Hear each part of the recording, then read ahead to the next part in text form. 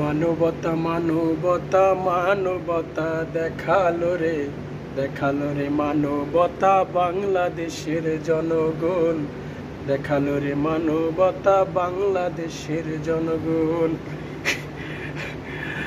হ্যাঁ বন্ধুরা, আপনারা আসলে ঠিকই শুনেছেন, দেখালো রে মানবতা বাংলাদেশের জনগণ।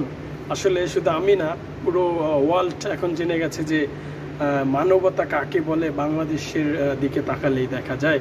বন্ধুরা, কেন বলছি, কি কারণে বলছি আপনাদেরকে আমি বিস্তারিত খুলে বলবো। তার আগে বলে নিতে চাই, আমি প্রবাস থেকে আপনাদের মাঝে আছি খলিল। আর আমার এই চ্যানেলটি সবাই সাবস্ক্রাইব করবেন, কে ডেঞ্জারাস 2। আমি নতুন খুলছি, আশা করি যে আপনাদের মাঝে অনেক সাড়া পাবো এই ভিডিওগুলোর মাধ্যমে। তো আসলে মূল কথা আসে, সেটা হচ্ছে যে মানবতা আসলে কিভাবে দেখালো জনগণ, কেন দেখালো বা কি কারণে। আসলে যা হয়েছে সবই আমাদের নেতা এবং আমাদের যে ডক্টর ইউনূস স্যার, যিনি এখন বর্তমান আমাদের নেতা, তিনি আসলে এই কাজগুলোর মূল কারিগরি। সেটা হচ্ছে কেন যে আপনারা দেখলেন যে গত কয়েকদিন আগে আমাদের বাংলাদেশের কয়েকটা জেলা সহ ফেনী, কুমিল্লা সহ আরও বিভিন্ন জেলা, প্রায় 7-8টা জেলার মতো পানিতে পুরো ডুবে গেছে। তো সেখানে দেখেন, এরকম ইতিহাসের কোনো সময় বন্যা একবার হয়েছিল, একবার না দুইবার বাংলাদেশে হয়তো পুরো বাংলাদেশ তলায় গেছিল 98 সালে, 1900। তো তারপরে এরকম ভয়াবহ বন্যা বা পানিতে তলিয়ে যাওয়া ঘরবাড়ি এরকম হয়তো আর বাংলাদেশের ইতিহাসে আপনারা যদি খোঁজাখুঁজি করেন তাহলে পাবেন না।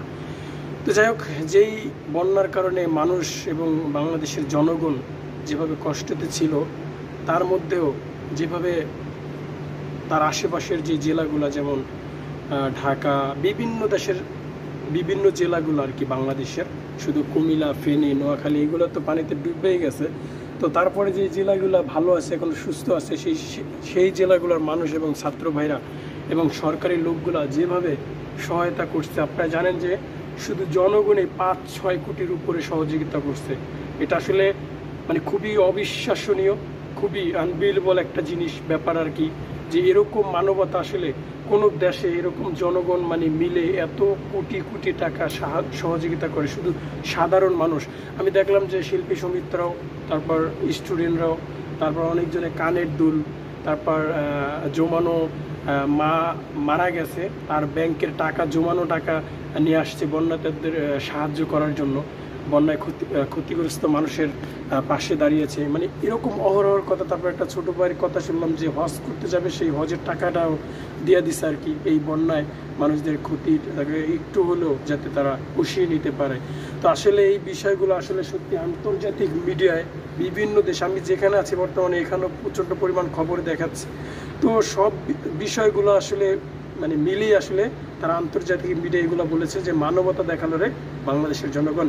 আর যেটা হচ্ছে সেটা হচ্ছে আমাদের নেতা, যিনি এখন বর্তমানে ক্ষমতায় আছেন, আসলে তার পাওয়ার খুবই আনবিলিভেবল। আন্তর্জাতিক যে মিডিয়াগুলো নিরপেক্ষ হয়ে থাকে, তাদেরকে ঢুকিয়ে দিছে এক।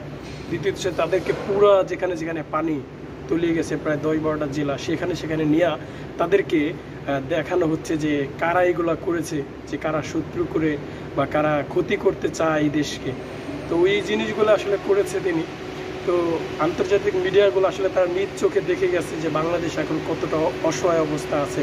এরই মধ্যে জানেন যে অস্ট্রেলিয়া $1 বিলিয়ন বাংলাদেশকে সহযোগিতা করেছেন, আপনারা জানেন।